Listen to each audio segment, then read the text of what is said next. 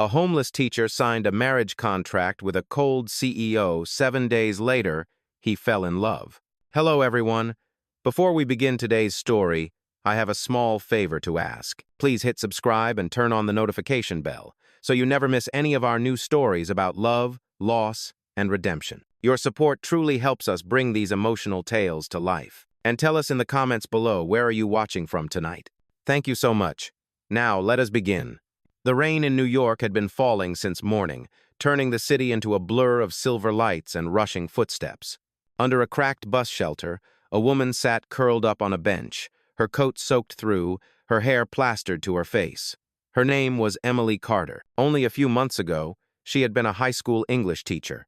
Now, she was homeless. The school where she taught had closed after budget cuts. Her mother's medical bills had swallowed what little savings she had left. When the hospital finally said they could no longer keep her mother without payment, Emily lost everything in a single week: her home, her job, and her sense of safety. That night, she sat in the cold with a worn book resting on her knees. The cover was faded, the pages soft from years of use. It was a collection of poems she used to read to her students. She traced one line with her finger, whispering to herself, "Even when you have nothing left, you still have words." Across the street, a boy about 10 years old stood with his little sister under a flickering streetlight. They were holding a cardboard sign that read, "Hungry, but hopeful." Emily hesitated, then stood up and crossed the street, her boots splashing through shallow puddles. "Hey," she said softly, "you two should not be out here this late." The boy looked up. His eyes were clear, but tired. "We will not get anything if we sleep." Emily looked down at the half sandwich in her coat pocket and handed it to him. "Here. It is not much, but it is something." The boy took it carefully. His sister smiled shyly from behind his arm. "What is that?" he asked, nodding toward the book in Emily's hands. "It is a book of poems," she said, sitting down beside them. "Do you want to hear one?" He shrugged, and she smiled faintly. She opened to a random page and began to read. Her voice was calm and steady, carrying through the soft rhythm of the rain. Even in the dark, there are words that remember the light. Even in the cold, there are hearts that still choose warmth. For a moment, the world around them grew quiet. The sound of traffic faded, and the children leaned closer, listening. Emily closed the book slowly. "That one was always my favorite," she said, "because it reminds me that nothing stays broken forever." The boy grinned a little. "You sound like my teacher." Emily smiled sadly. "I used to be one." A car rolled to a stop across the street, a black sedan with tinted windows, the kind that did not belong in this part of town. Inside, a man watched. His name was Alexander Vail, the founder and CEO of Vail Holdings, one of the most powerful corporations in Manhattan. He had just left a charity gala where people donated more money in one night than most earned in a lifetime. He was used to success, used to control, used to pretending that emotions were weaknesses he could not afford. But as he looked through the rain-specked glass, something about the woman caught his attention. She was drenched, exhausted, but when she spoke to those children, her face softened. There was something unshakable in her voice, something he had not heard in years. "Should I drive on, sir?" his driver asked quietly. Alexander did not answer at first. He kept his eyes on the woman under the streetlight. "Wait," he said finally. The driver hesitated but obeyed. For a moment, Alexander simply watched. The way she handed the book to the children, the way she smiled even when her hands were shaking, it was not pity that stirred him. It was curiosity. He was a man who built his life on logic. Yet something about this woman felt like a question he could not solve. When the children finally left, Emily remained under the flickering light, staring at the rain as if she could read answers in its rhythm. Alexander leaned back in his seat, his reflection flickering across the dark window. "Find her," he said quietly. The driver blinked. "Sir? You heard me," Alexander replied. "Find out who she is." As the car pulled away, Emily had no idea that her life had just been noticed by the one man in the city who believed emotions had no place in business. And he had no idea that the woman he had just seen, tired, cold, and unbreakable, would soon challenge every rule he had ever made. The rain kept falling over the city, washing away the noise, leaving behind only the sound of fate quietly beginning. The following morning, the sky over Manhattan was pale and heavy, the kind of gray that made even success look tired. Emily Carter sat outside a small diner, her hands wrapped around a paper cup of coffee that had already gone cold. She had spent the night in the shelter and was waiting for the day to start when a sleek black car stopped at the curb. A man stepped out, wearing a dark coat that did not belong in this part of the city. "Miss Carter?" he asked. Emily hesitated. "Yes?" He handed her a folded note. The handwriting was clean, sharp, deliberate. It read, "Mr. Alexander Vale requests to meet you. Transportation will be provided." She looked up. "Is this a joke?" The man shook his head. "Vale does not joke, ma'am." For a long moment, Emily said nothing. Part of her wanted to walk away, but curiosity, and maybe a faint threat of defiance, made her stand. "All right," she said quietly. "Take me to him." The car moved through the city like a shadow, climbing from crowded streets to glass towers that touched the clouds. When the elevator doors opened, Emily found herself in an office that seemed too large for one person. Floor-to-ceiling windows framed the skyline, and the man from the night before stood with his back to her, looking out over New York. "Miss Carter," he said, his voice calm and measured. "Thank you for coming." "You did not give me much of a choice," she replied. He turned then, and she saw him clearly for the first time. Alexander Vale looked like every headline described him: tall, controlled, and coldly handsome, with eyes that gave nothing away. He gestured toward a chair. "Please, sit." Emily sat, her posture cautious. "Why am I here, Mr. Vale?" "I saw you last night," he said simply. "You were reading to those children in the rain." She frowned. "You followed me?" "No," he said. "I observed. There is a difference." Her patience thinned. "If you brought me here for charity, I am not interested." "This is not charity," he said. "It is a proposal." She laughed once, dryly. "A proposal?" He nodded. "A marriage contract. 7 days. No intimacy, no obligations beyond appearances. When it ends, your debts are cleared." Emily stared at him, unable to tell if he was serious. "That is absurd." "It is practical," he said evenly. "I need a wife. Temporarily." "Why me?" she demanded. "Because you have nothing to gain and everything to lose," he said. "That makes you trustworthy." She stood, shaking her head. "You cannot buy a person's life." "I am not buying it," he said quietly. "I am offering you a trade. You help me, and I help you." Her voice trembled with anger. "You think that because I have nothing, I will agree to anything?" He did not flinch. "I think you understand what survival costs." For a moment, the silence between them was louder than the city below. Emily turned toward the door, ready to leave, but his next words stopped her. "If you walk away, the school you taught at will close next month," he said. "The donation keeping it open comes from me." She froze. "You would use that against me?" "I am giving you a choice," he said. 7 days. After that, you will never hear from me again." Emily turned back slowly, her heart pounding. "And what is the rule?" she asked. Alexander's voice was steady. "No emotions. This is business, nothing more." She met his gaze for a long moment, then reached for the pen on his desk. "Then we understand each other," she said. The sound of the pen scratching across the paper filled the room. When she was done, Alexander signed beside her name. "Welcome to your new life, Mrs. Vale," he said quietly. Outside, the city lights flickered against the glass, unaware that two strangers had just made a deal that would test every rule both of them had ever lived by. The rain had stopped by the time Emily Carter left the office of Alexander Vale.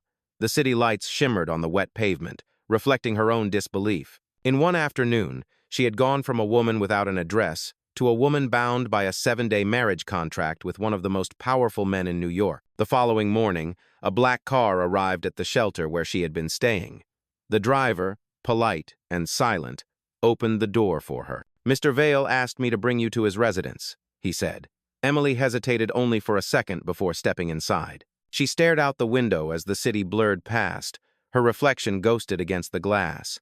Every block carried her farther away from the life she knew. The car turned onto a private road lined with tall iron gates and manicured hedges.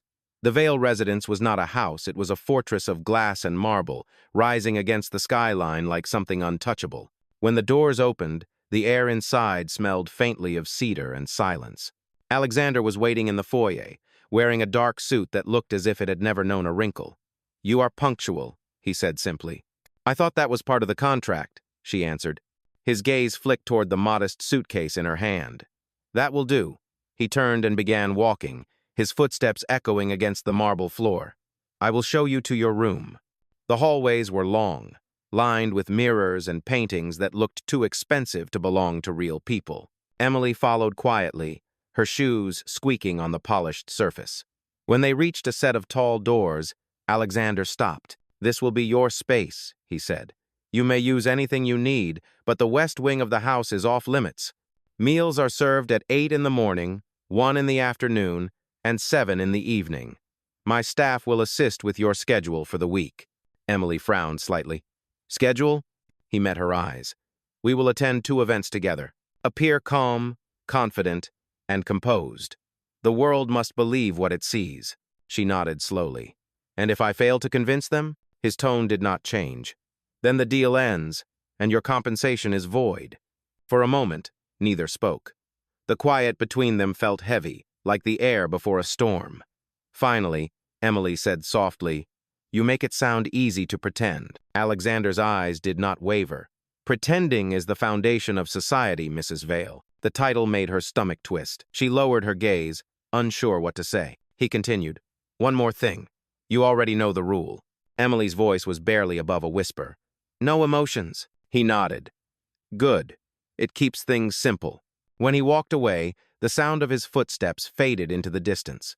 Emily stood alone in the grand hallway, surrounded by luxury that felt colder than the streets she had left behind. Inside her new room, everything was perfect: the silk curtains, the scent of lilies, the untouched bed. On the nightstand lay a small envelope with a single card inside. In neat handwriting it read, "Rule number 1, no love, no emotion, no attachment." Emily sat on the edge of the bed and stared at the words until they blurred. For a long time, she said nothing. Then she folded the card and placed it in the drawer beside the bed. Outside, the evening sky darkened over the glass mansion. Emily looked at her reflection in the window and whispered to herself, 7 days. I can survive anything for 7 days. But deep down, she already knew that the hardest part of this deal would not be surviving him. It would be surviving what he might make her feel. Morning sunlight spilled across the marble floor, cold and bright. Emily Carter woke in a room that looked more like a museum than a home. The walls were pale, the furniture minimal, and the silence felt endless. She had spent her first night in the Vale mansion without sleeping much. Every sound, every shift of wind against the glass, reminded her that she was not supposed to belong there. She dressed in simple clothes, a plain blouse and gray skirt, and followed the faint smell of coffee down the long hallway. When she entered the dining room, Alexander Vale was already there, seated at the far end of a long table set for 2. Between them lay a perfect arrangement of fruit and pastries, but the distance made it feel like 2 separate worlds. "Good morning," Emily said softly. Alexander did not look up. "Sit," he said, his voice steady, more like a command than a greeting. She obeyed, folding her hands in her lap. The sound of the clock on the wall filled the silence. After a moment, he closed the folder in front of him and spoke. "There are rules to this arrangement," he said. "You already know the first one." Emily nodded. "No emotions." He continued, "The second rule, you will not interfere with my business. The third, you will attend social functions with me when required. The fourth, you will not speak to the press or share personal information about me. And the fifth, when the contract ends, you will walk away without negotiation." His tone did not waver. It was clear that every word had been chosen long before she arrived. Emily looked down at her plate. "You have thought of everything," she said quietly. Alexander leaned back slightly. "That is how I survive." She wanted to ask why a man who had everything needed to build so many walls, but she knew it was not her place. Instead, she reached for her coffee, the warmth steadying her hands. The rest of breakfast passed in silence until she stood to leave. "Thank you for the meal," she said. He nodded once. "Dinner is at 7, formal attire." When Emily left the room, she could still feel his presence behind her like a shadow. The mansion was beautiful, but it felt hollow, filled with echoes instead of voices. She wandered through corridors lined with glass and steel until she found a balcony overlooking the city. The wind caught her hair, and for the first time in days, she let herself breathe. Below her, the city moved taxis, people, noise, life. Inside, everything was still. She whispered, "You built a palace to keep the world out, but it looks more like a prison." Unbeknownst to her, Alexander stood in the doorway. watching. He did not move or speak. His face remained unreadable, but something in his expression changed, just slightly. Later that evening, as the house grew quiet again, Emily placed a small notebook on the bedside table and began to write.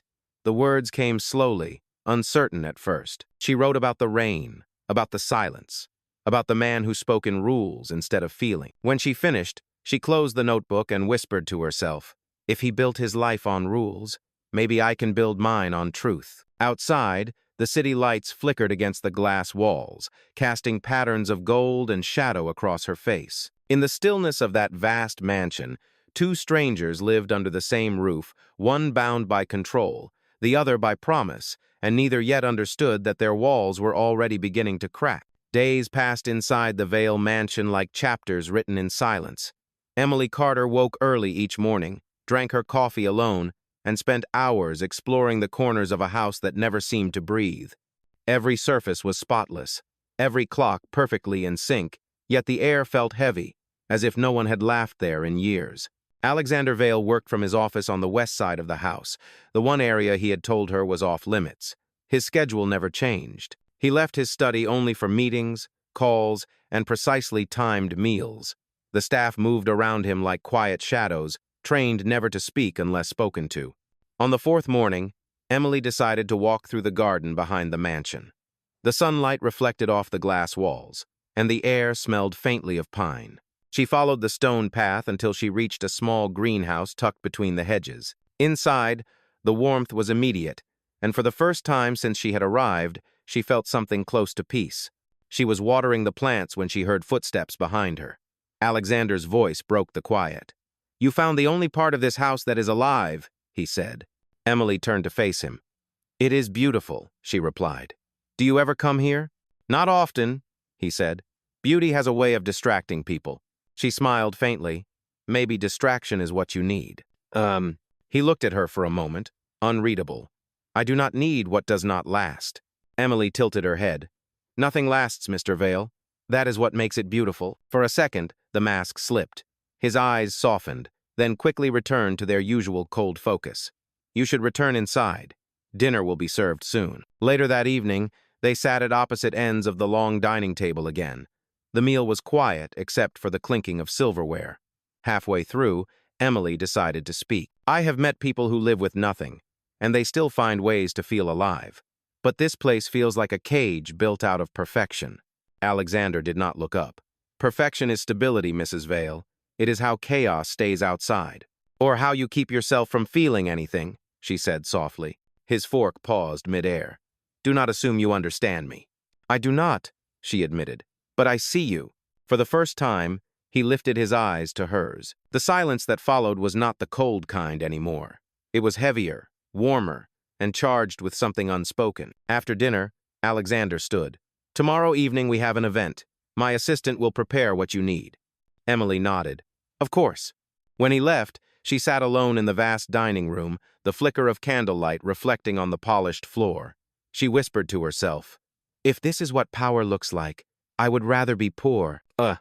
That night, she returned to her room and opened her notebook. She wrote about the garden, about the way Alexander's voice softened for a heartbeat, and about how loneliness could hide behind expensive suits and glass walls.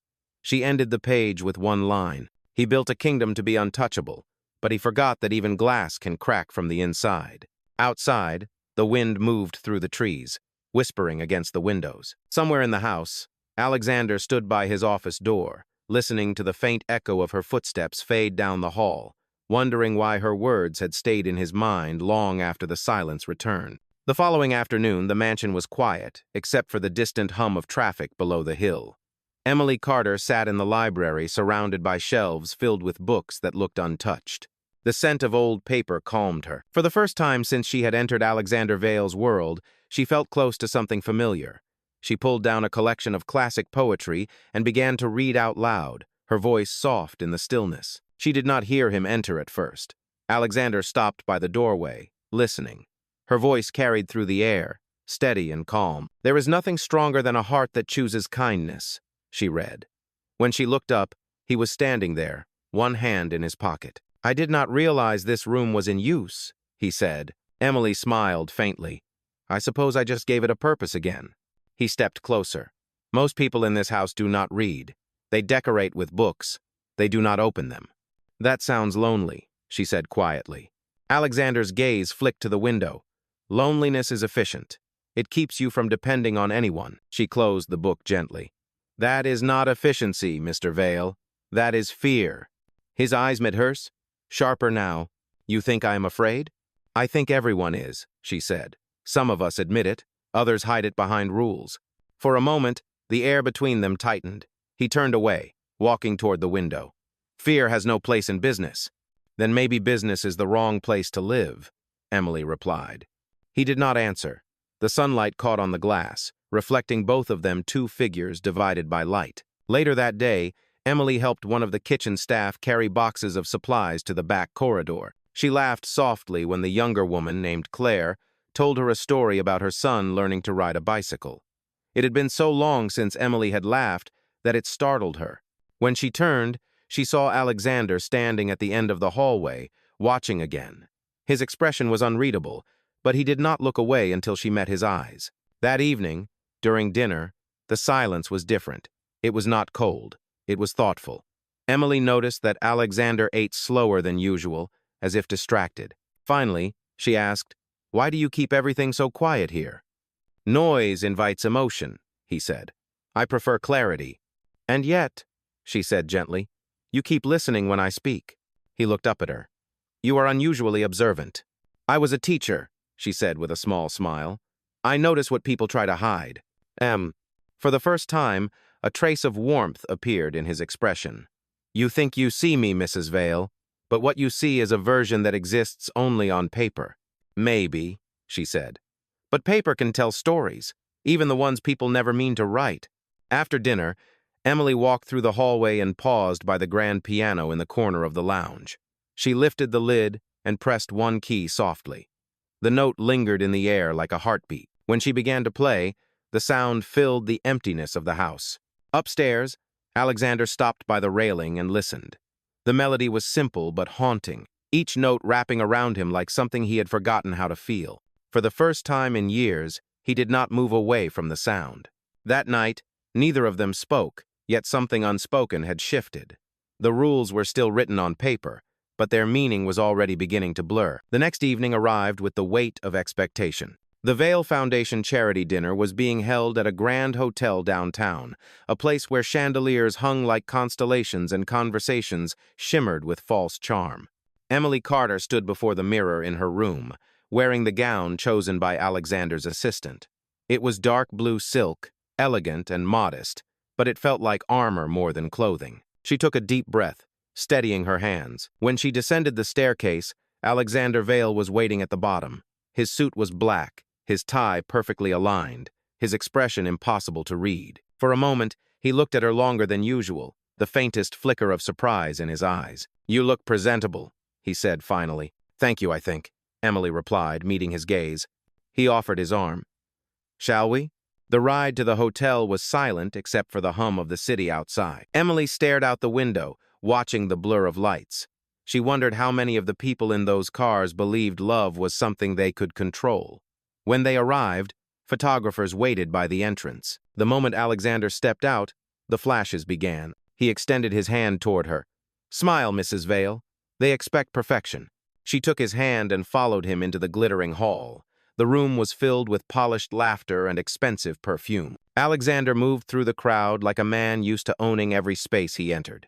Emily stayed close beside him, listening to the way people spoke smoothly, carefully, never sincerely. At their table, a woman with a diamond bracelet leaned forward and said, "So this is Mrs. Vale. You have been quite the mystery." Emily smiled politely. "Mystery is sometimes safer than the truth." The woman laughed too loudly, and Alexander's mouth twitched, almost a smile. As the evening went on, she noticed the way people deferred to him, how his slightest nod changed the rhythm of a conversation. Yet beneath the confidence, there was distance, a loneliness no one seemed to notice but her. During dinner, one of the board members raised a glass and said with a grin, "Tell us, Mrs. Vale, what is it like to marry a man who already owns half the city?" The table chuckled. Emily set her glass down carefully. "It is humbling," she said. You start to realize that what people own does not always make them happy. The laughter died down, replaced by a quiet curiosity. Alexander looked at her, his expression softer now, as if he was seeing her for the first time. After dinner, they stepped out onto the hotel terrace. The city glowed beneath them, alive and endless.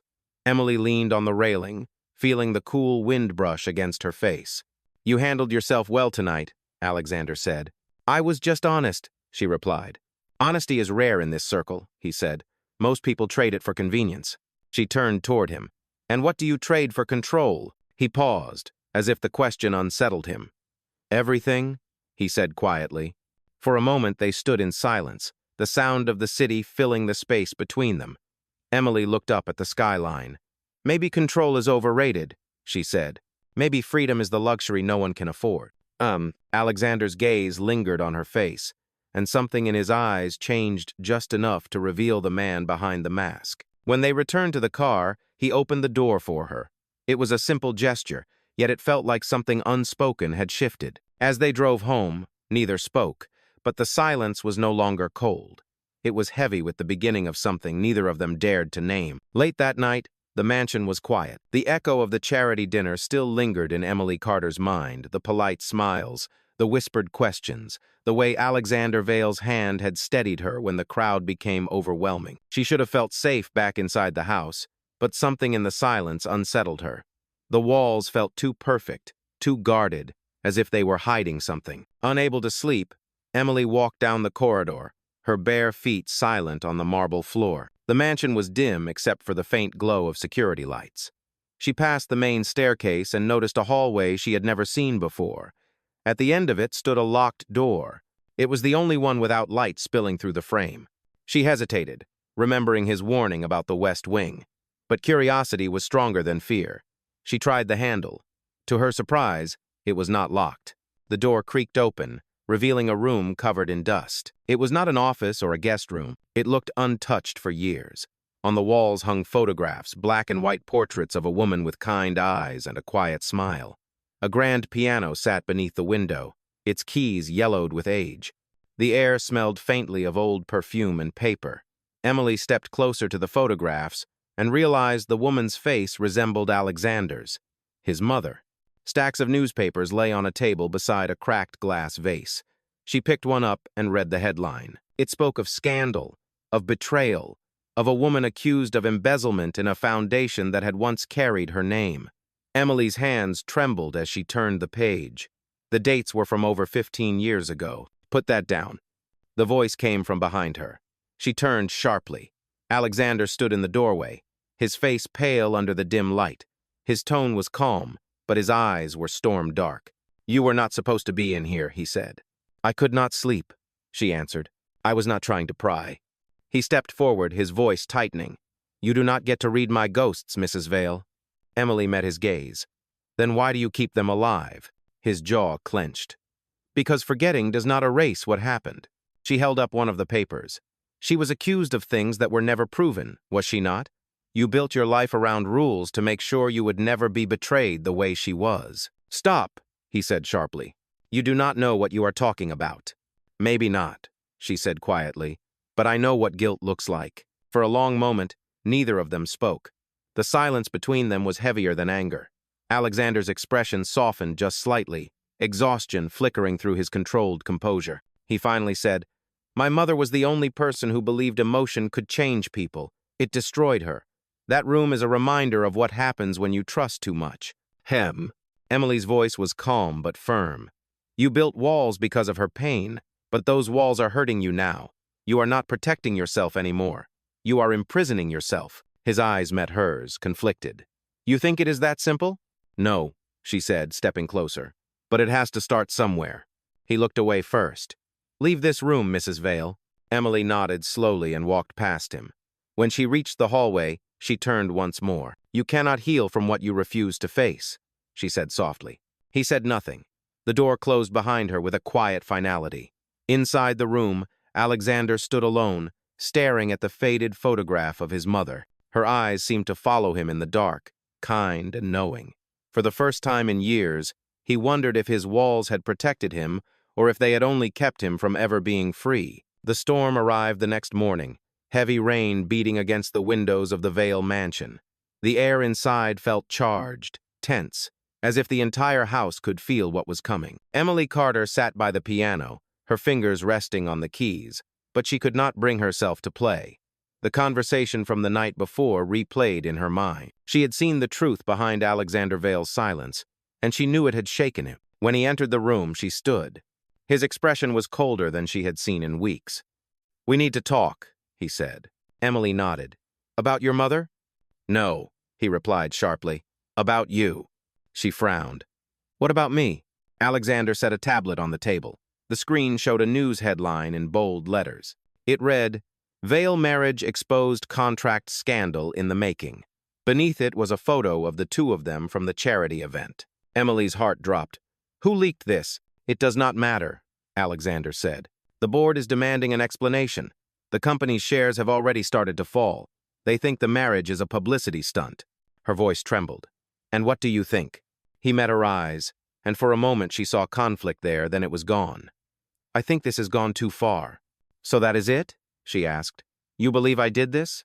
"I do not know," he said quietly. "But every time I let someone close, something falls apart. I cannot afford that again." Ugh. Emily stepped forward, anger rising. "You cannot keep blaming the world for your own fear. You hired me to pretend, and now you hate me for making it real." His jaw tightened. "You were never supposed to mean anything, Emily. This was business." Her voice broke. "Then why does it hurt to hear you say that?" The rain outside grew louder, drumming against the glass. Alexander looked away, his hands clenched at his sides. "I built everything I have by keeping control. You were supposed to be part of that. Instead, you have turned it into chaos." "Maybe chaos is what you need," she said, "because order has done nothing but make you lonely." He turned toward her then, eyes hard. "You do not understand what I have lost."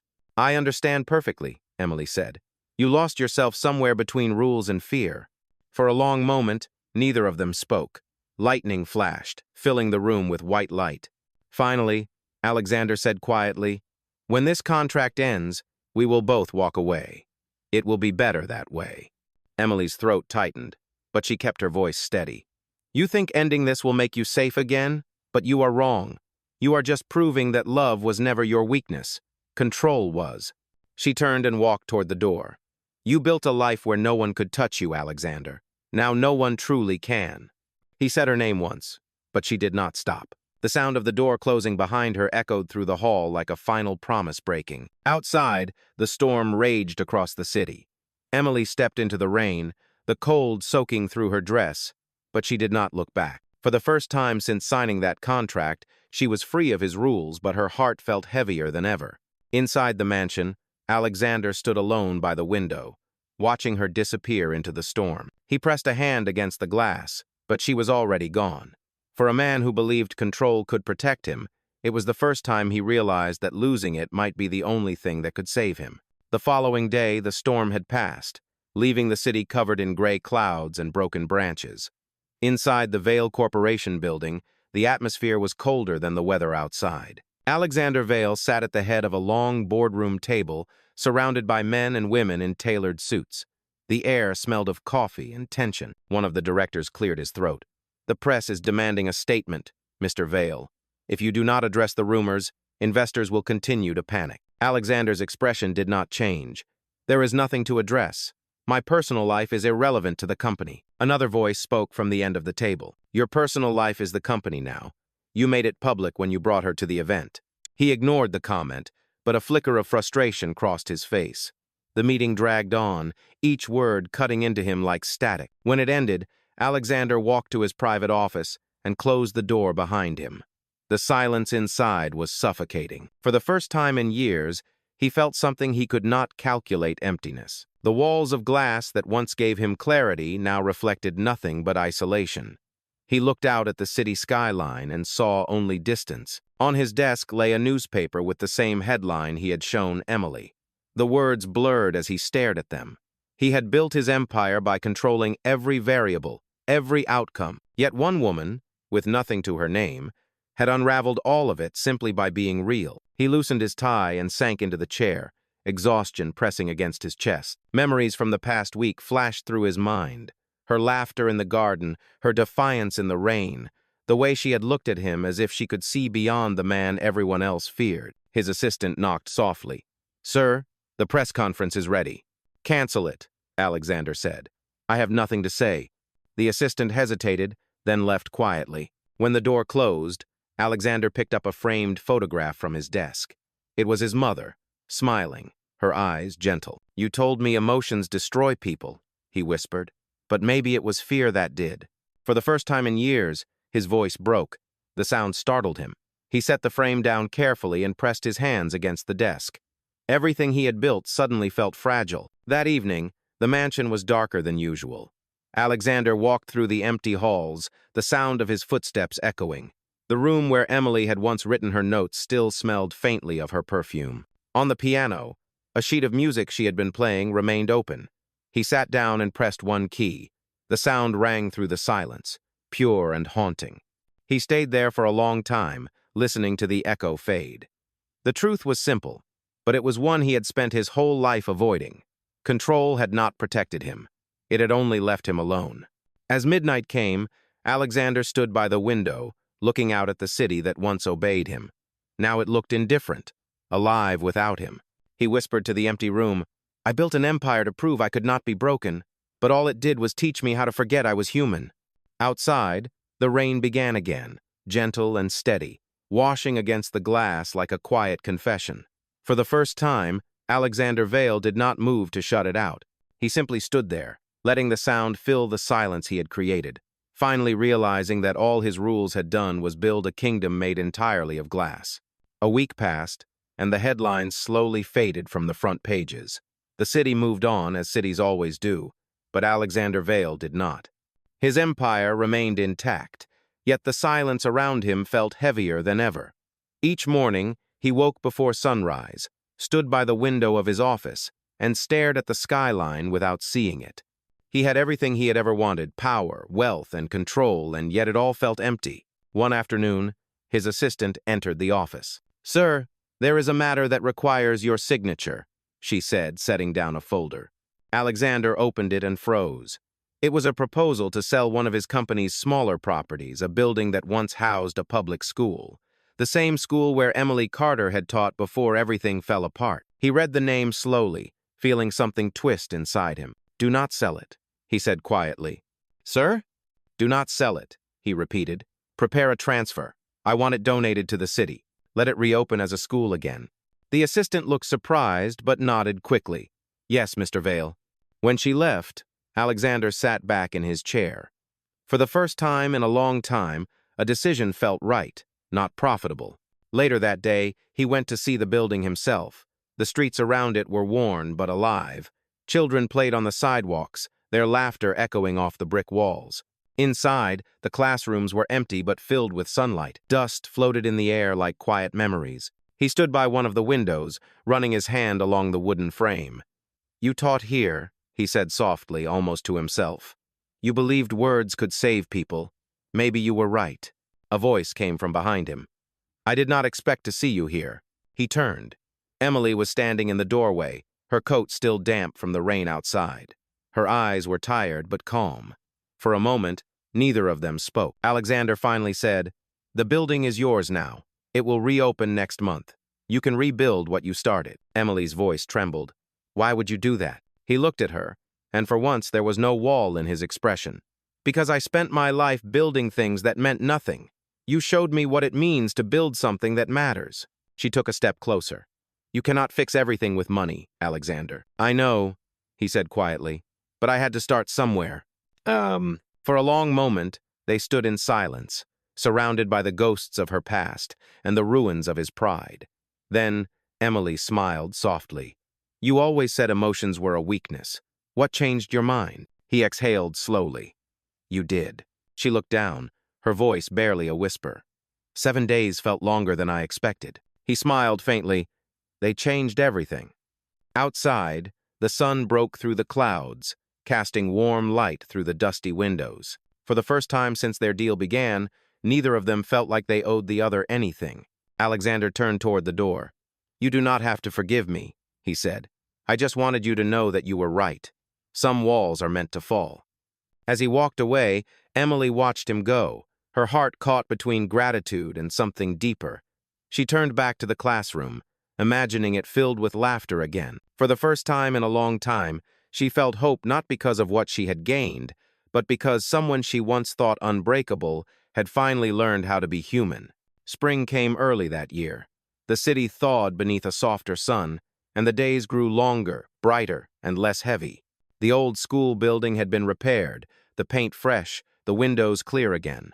A new sign hung above the entrance, simple but proud. It read, Carter Community School. Inside, children's laughter filled the halls once more. Emily Carter walked through the corridor, checking the classrooms, making sure everything was in place for the first day of reopening. Every sound, every scuff on the floor, felt like proof that something broken could be rebuilt. When she stepped outside, a black car was parked by the curb. The door opened, and Alexander Vale stepped out. He was not wearing a suit that morning. His tie was gone, and his expression carried no trace of the man who had once measured every word. He looked, for the first time, like someone who had learned to live without armor. "You came," Emily said softly. He nodded. "I wanted to see it for myself." She smiled. "It is real now. The school is open again." Alexander looked up at the building, his gaze calm but distant. "You did what I could not. You made something last. You helped," she said. "Without you, this place would still be a memory." He shook his head. "No, I only returned what you gave me. You reminded me that life is not a contract. It is something you have to feel, even when it hurts." Emily watched him carefully. "And what will you do now?" Alexander looked around, the sunlight catching in his eyes. "I am learning how to live without rules," he said. "It is terrifying." She smiled faintly. "That means you are finally living." For a moment, neither of them spoke. The breeze carried the sound of children laughing from the playground behind the building. Alexander's expression softened, almost peaceful. "I wanted to say thank you," he said, "for not giving up on the world, even when it gave up on you." Emily stepped closer. "You are part of that world too, Alexander. You just forgot how to belong to it." He nodded slowly. "Maybe I am starting to remember." She looked at him for a long moment. 7 days, she said quietly. "That was the deal." He met her eyes. "And every one of them changed me." He extended his hand. She hesitated, then took it. His hand was warm, steady, and real. "Goodbye, Mrs. Vale," he said softly. "Goodbye, Alexander," she replied. He turned and walked back to the car, the sound of his footsteps fading against the pavement.